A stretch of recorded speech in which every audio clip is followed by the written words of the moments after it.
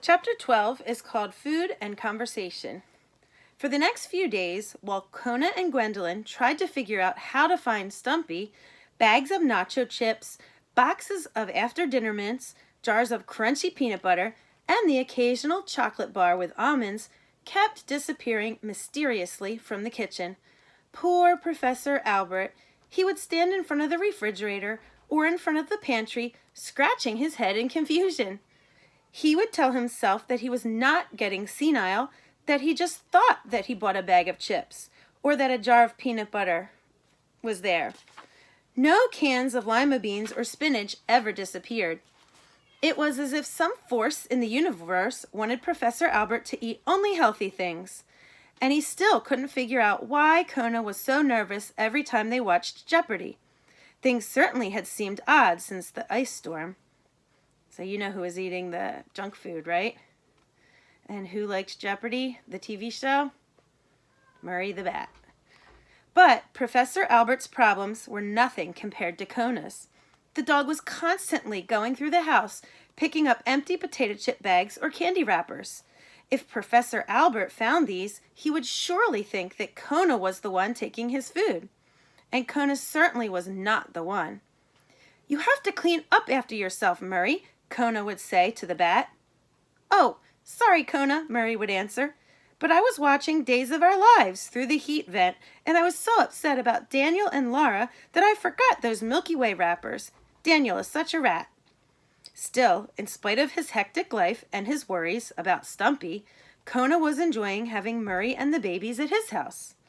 And late at night was the best time of all.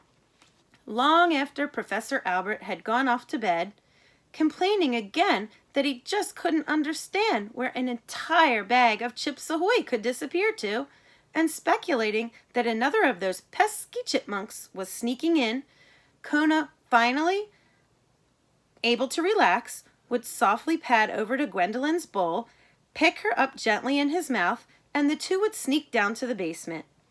Murray, being nocturnal, was always wide awake and usually swinging by his feet somewhere. When Kona and Gwendolyn appeared, he would do a little somersault and land with his wings outspread. "Ta-da!" he'd sing. "So, who's got the Pepsi?" Top, Bottom, and Sparrow would lift their little heads up and look up from the box at Gwendolyn. Oh dear, such pretty babies," the crab would fuss. "Such chubby little legs. And is that a tooth you have, Mr. Bottom?" Gwendolyn's antenna moved wildly in the air. Kona beamed with joy. He loved the babies too. Then the friends would all gather in and around the box in the quiet night. Murray told vampire jokes. Why do vampires brush their teeth in the morning? To fight bat breath. Gwendolyn read everyone's palm, and Kona told them again the story of his icy journey to Gooseberry Park. They all loved to hear it. When Kona told them about the cat who strolled across the Oldsmobile, Murray said, "I know that cat. His name is Conroy. He eats Chinese too. Plus French, Italian, Canadian. Anybody will do." The bat cracked up over his joke. And at times they were serious and wishful.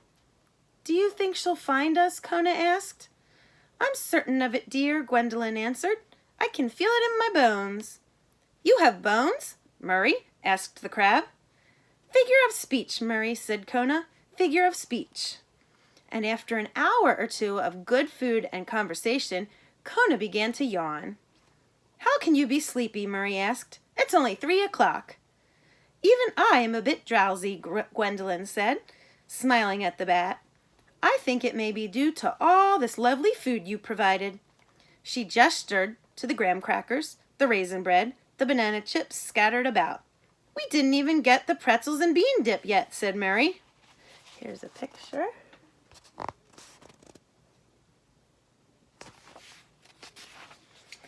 Kona and Gwendolyn bade their friend good night, kissed the babies, and returned quietly upstairs. Kona eased Gwendolyn down into her bowl, then looked at her through the glass. Each night he said the same thing. "I hope Stumpy finds us." And each night Gwendolyn's answer was the same. "She will."